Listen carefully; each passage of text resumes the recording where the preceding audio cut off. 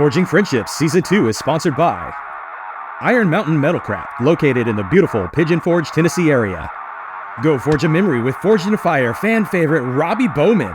Woo! Season 2 is also sponsored by Oklahoma Knife Group, Black Dragon Forge, Paragon Kilns, Honest Aloe, Gents, and by viewers like you, link in description.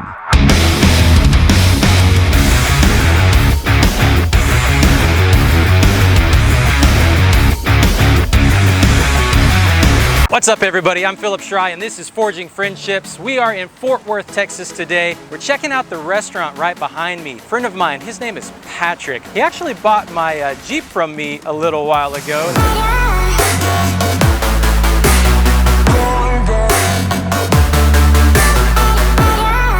That's how we got connected. Had no idea he owned a restaurant. Amazing Thai food. We're gonna talk to Patrick today and we're gonna get his story. Y'all come along, let's have some fun.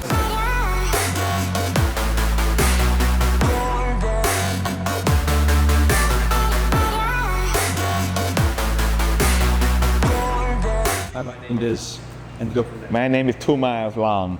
Hi, my name is Patampong Ratanaman, and everybody call me Pat, which is, I guess they can't pronounce it, which is Pat is fine. And I'm originally from Bangkok, Thailand. Came to America back in the late 90s, early 2000s, I don't remember. Did not speak any English. I guess I still not speak any English right now, but yeah, hopefully you guys understand me. I came straight to Texas, Arlington, Texas to be exact, and went to English school for about 2 years. And when I improved a little bit of English, I guess the college accepted me, and I went to the Art Institute of Dallas in the computer graphics degree. After I graduated from the Art Institute, I think in the mid-2000s, and I went to work in the art field for about 6 or 7 years, and I got laid off. So I wanted to change my career, so I went to a medical assistant school. Graduated again, did work for about a year, and I didn't like it, so I just quit and met my wife and started the restaurant business. That's where we at right now. It's a Thai Infusion, located in the North Fort Worth, in the Alliance Town area. If you guys come around, just come check us out, and we will take care of you. When I was with my wife, she's been cooking since she was 14, and we are in our late 30s at that time. So she's been cooking for a long time, and she's been working from the restaurant here and there.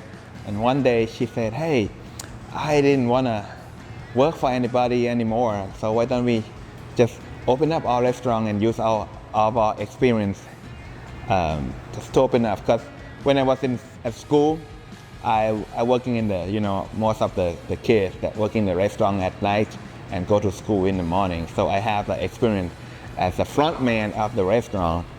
So I'm using my experience to run the front, and my wife used her experience to run the kitchen and cooking food.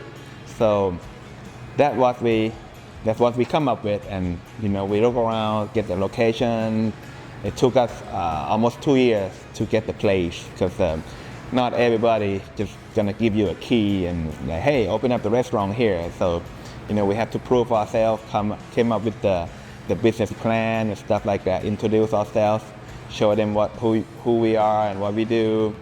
And luckily the landlord right here, which is the Sam Moon guy who owned the land and the store, decided to give us a chance, and we've been doing it ever since, and the sales keep growing up and growing up.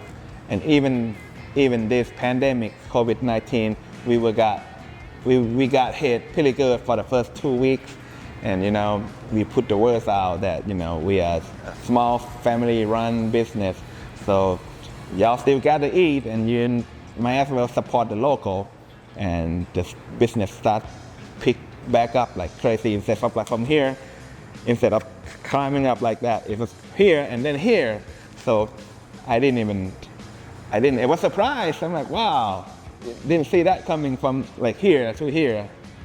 You know, we put a promotion like, hey, COVID-19, if you spend $19, you get free this, you get free that. So I'm like, yeah, people line out the door. But at that time, we couldn't open up the dine-in, so just take out only.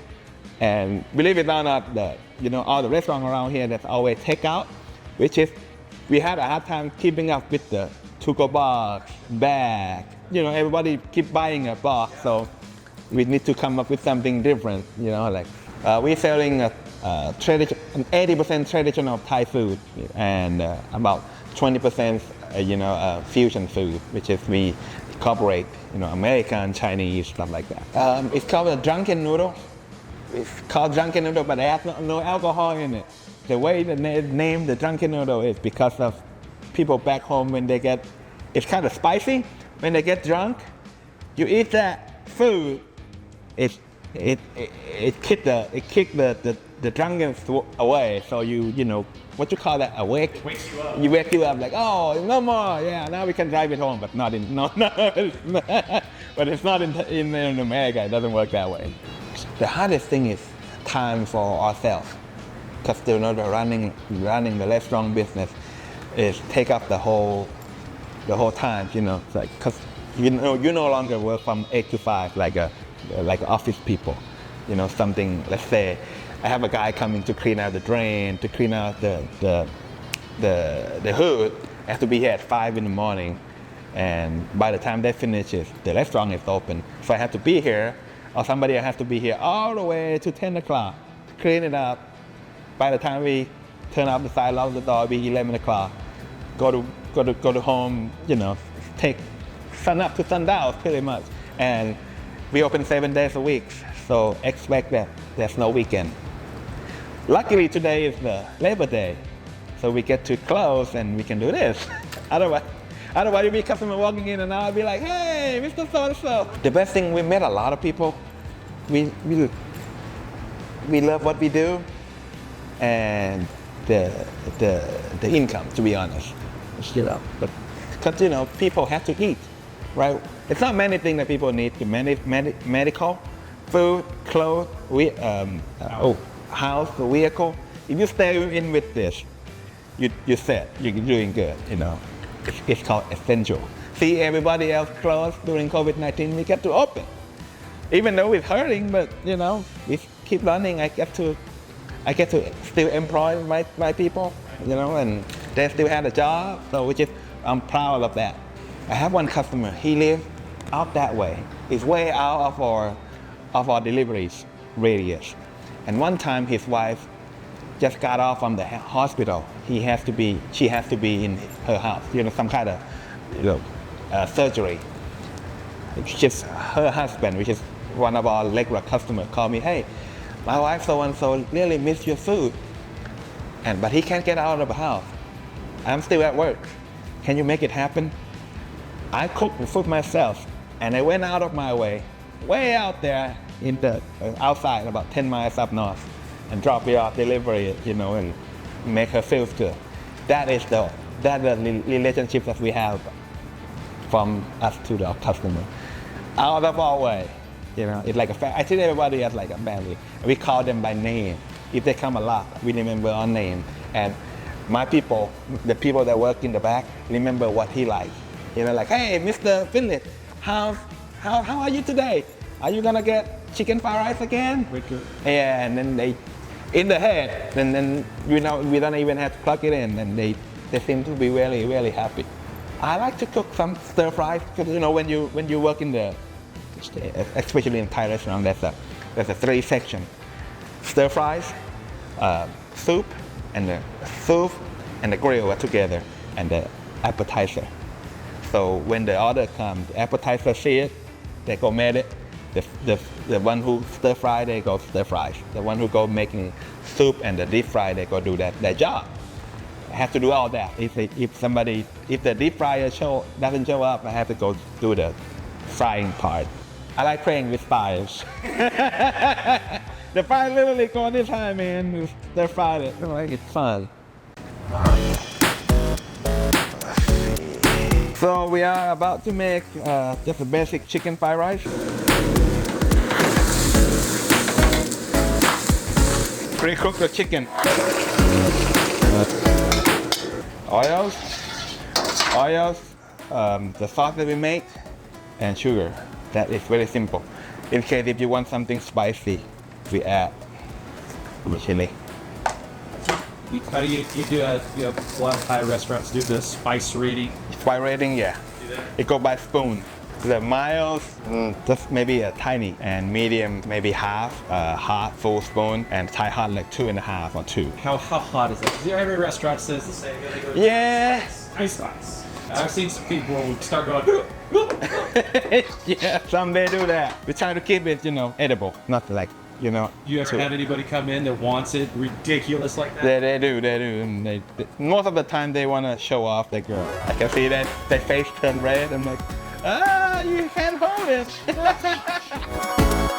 So we coat the pan.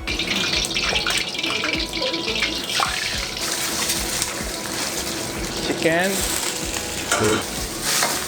Put the rice and all the vegetable in there. Tomatoes and onion. That is the Thai style. Yeah, I love to eat. And some sauce. That is the sauce that we mix it together. Secret restaurant. Yeah, each restaurant they have their own recipe sauce.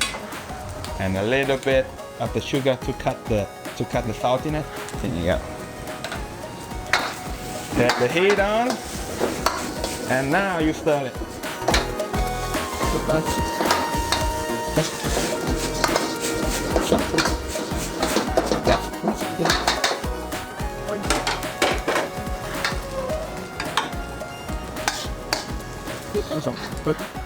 And then passing through the window, all of that.